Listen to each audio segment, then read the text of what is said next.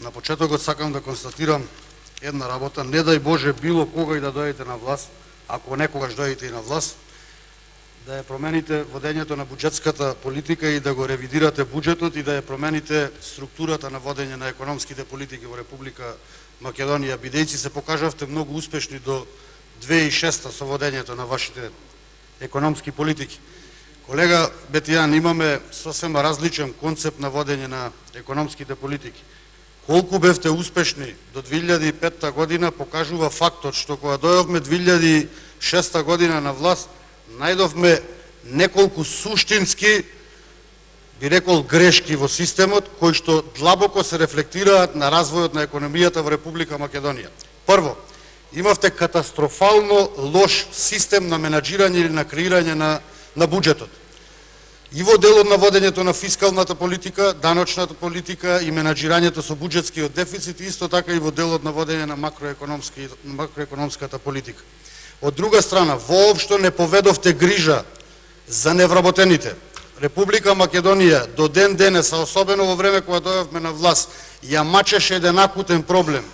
Висок процент на невработеност и второ, руинирана економија или стопанство со ниско продуктивни гранки кои што единствено функционираа во делот на текстилната и кожарската индустрија, со ниско квалификувана работна сила. Од тука неопходно беше во Република Македонија да се постави нов систем на функционирање и на фискалната политика и да се посвети внимание на кој начин треба да се намали бројот на невработените во Република Македонија. Моделот што го воведовме на рамен данок се покажа како успешен. Зошто? Заради тоа што со помалку оптеретување на стопанството и на предпријатијата успеавме да собереме двојно или тројно повеќе приходи на приходната страна.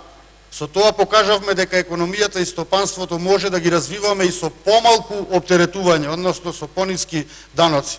Од друга страна, за да ја квалификуваме дополнително работната сила, да бидеме конкурентни на европскиот пазар, се обидовме да привлечеме странски директни инвестиции, кои што исклучително се покажаа успешни во изминатиот период. Не само што вработивме преку 145.000 нови луѓе, како во странските компании што дојдоа, така и во домашните, бидејќи и малите и средни предпријатија се развиваат, туку успеавме драстично да намалиме и трговскиот дефицит, што исклучително дава импут во развојот на економијата и во бруто домашниот производ. И на крајот, ние се обврзавме дека буџетскиот дефицит ќе намалиме по 3%. И тоа го покажуваме. За следната година од 3,5 буџетскиот дефицит го намалуваме на 3,2. И што е најсуштински, само една реченица, ја намалуваме структурата во буџетскиот дефицит. Исклучително повеќе средства даваме за капитални инвестиции, а не за тековни трошоци. Ова се суштински разлики во водењето на економските политики. Благодарам.